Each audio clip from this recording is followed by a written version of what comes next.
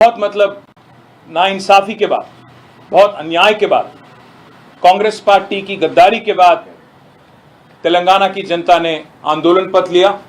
Ultimately 2014 में तेलंगाना बनाना ही पड़ा Congress party को, तब जाके तेलंगाना बना। और पिछले 10 साल श्री के चंद्रशेखर राव जी के लीडरशिप में हमारी पार्टी ने तेलंगाना में सरकार चलाई। और जो हाल ही में इलेक्शन हुआ 2023 में नवंबर में, हमारी हार बहुत कम वोटों से, केवल 4 लाख वोटों की फर्क से हम हार गए और कांग्रेस सत्ता में आई। और कांग्रेस सत्ता में यूं ही नहीं आई, कांग्रेस ने ऐसे ऐसे वादा किया तेलंगाना की जनता को। मैं दिखाना चाहता हूं आपको। 6 गारंटी की बात की गई थी, 100 दिन में पूरे करेंगे 6 गारंटी राहुल जी के नाम पे। आज के जो मुख्यमंत्री हैं उनके दस्तखत के साथ, उनके सिग्नेचर के साथ, आज के जो डिप्टी चीफ मिनिस्टर है उनके सिग्नेचर के साथ, राहुल जी, सोनिया जी, मल्लिकार्जुन खड़गे जी के तस्वीरों के साथ वादा किया गया था कि 100 दिन में हर कोई एक वादा, जो 6 गारंटी अमल करेंगे। महालक्ष्मी, रैतु भरोसा, इंदिरम्मा मकान, चेयूता, गृह ज्योति, युवा विकासम, इसके तहत उन्होंने कहा कि हर गरीब मकान में 2,50,000 रुपया एक सालिना आपके पास हम देंगे। एक ईस्टमन कलर वाली जबरदस्त सिनेमा दिखाया कांग्रेस ने तेलंगाना की जनता को, और बहुत कुछ कहा उन्होंने। ना सिर्फ ये, बल्कि बहुत कुछ कहा। वादा किया तेलंगाना के युवाओं से कि आपको 2 लाख नौकरियां मिलेंगी पहले ही साल में। स्वयं राहुल गांधी आए हैदराबाद, वहां के युवा से मिले, उनको आश्वासन दिया कि 2 लाख रोजगार, 2 lakh government employment recruitment will be completed within the first year after the formation of Congress government. उन्होंने ये भी वादा किया कि एक जॉब कैलेंडर रिलीज करेंगे, डेट के सहित आपको हम जॉब कैलेंडर देंगे, और 1 साल में 2 लाख गवर्नमेंट रिक्रूटमेंट कंप्लीट करेंगे।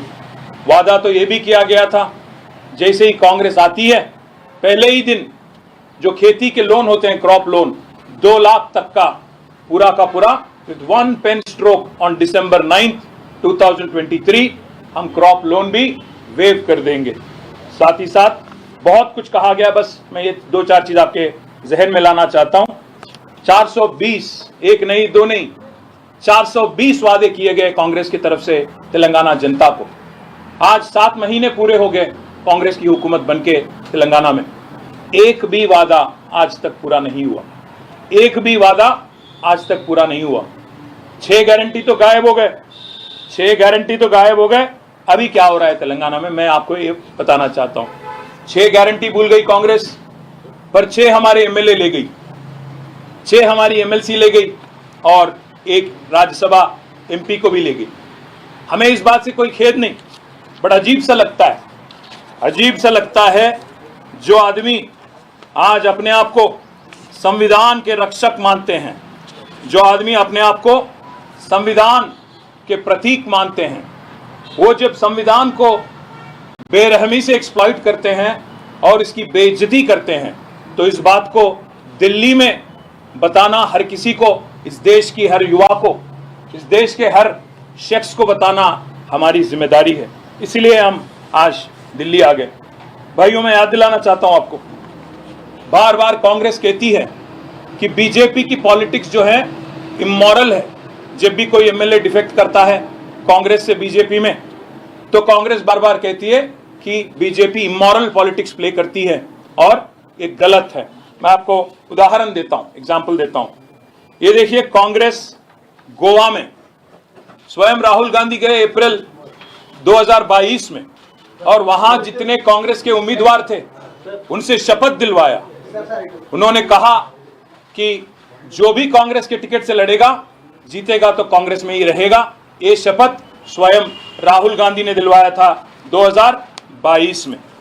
और कर्नाटक में जहां उनकी गवर्नमेंट है, वहां के चीफ मिनिस्टर कहते हैं कि एक एक एमएलए को 50 करोड़ देके बीजेपी खरीदने की कोशिश कर रही है। सिद्धरामैया जी, जो कि कांग्रेस के चीफ मिनिस्टर है कर्नाटक से, वो कहते हैं कि 50 करोड़ देके एक एक एमएलए को खरीदने की कोशिश चल रही है। बाला साहेब तोरट, जो कांग्रेस के चीफ हैं महाराष्ट्र के, वो कहते हैं कि साम दान वेद दंड, ये चारों चीज की प्रयोग हो रहा है महाराष्ट्र में, जहां कांग्रेस एमएलए को लेने की कोशिश कर रही है बीजेपी और शिवसेना, एकनाथ शिंदे वाली पार्टी। ये बाला साहब तोरट का कहना है। और हरियाणा में अजीब सी बात है, हरियाणा में जहां आप देखेंगे उनके एक एमएलए कांग्रेस की किरण चौधरी, जो कांग्रेस के टिकट से जीती और बीजेपी में शामिल हो गई, उनकी डिस्क्वालिफिकेशन के लिए आज भी कांग्रेस पार्टी लड़ रही है और उसको लेके कोशिश भी कर रही है।